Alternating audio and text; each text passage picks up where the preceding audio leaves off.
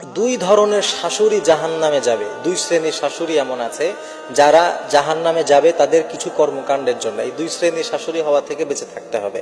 অনেক সময় দেখবেন একজন মা হিসাবে একটা নারী ভালো হতে পারে, কিন্তু সেই একই মানুষটা অনেক সময় শাশুড়ি হিসাবে ভালো নাও হতে পারে। শাশুড়িদের কিছু সাইকোলজি আছে যেটা বোঝা অনেক কঠিন। আপনি খেয়াল করে দেখবেন অনেক সময় সে যখন তার মেয়েকে বিয়ে দেয়, মাঝে মাঝে তার মেয়েকে সে যদি বাড়িতে আনতে না পারে, বলে যে আমার জামাইটা ভালো না। মেয়েকে কিছুদিন পর পর একটু বাড়ি আসলে কি হয়, সে আসতে দেয় না।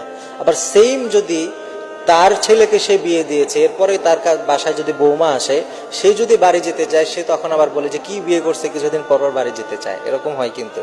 এজন্যে অনেক সময় দেখবেন একজন মা হিসাবে ভালো মানেই সে শাশুড়ি হিসাবে ভালো নাও হতে পারে। এই জন্য দুই শ্রেণীর শাশুড়ি এমন আছে যারা তাদের কর্মকাণ্ডের জন্য জাহান্নামী হয়ে যাবে। এর মধ্যে 1 নম্বর হচ্ছে এমন শাশুড়ি যারা তাদের ছেলের যে বউ তাকে একেবারে অন্যায়ভাবে তার সাথে অন্যায় আচরণ করে, খারাপ আচরণ করে, তার সাথে অপবাদমূলক কথাবার্তা বলে, মানসিকভাবে টর্চার করে।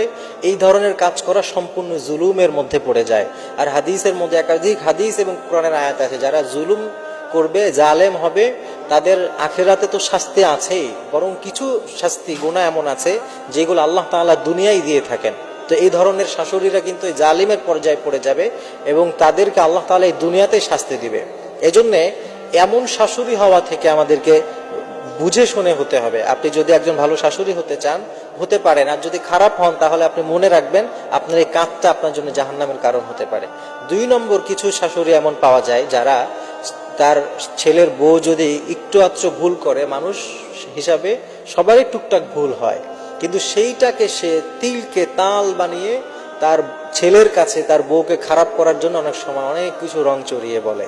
এই কাজগুলো করা যাবে না। অনেকেই কিন্তু আমাদের কাছে এমন রিপোর্ট করে যে হুজুর, এত ভালো থাকার চেষ্টা করি, এরপরও শাশুড়ির মন পায় না। এই ধরনের শাশুড়ি যারা আছেন, আপনাদেরকে সাবধান হতে হবে।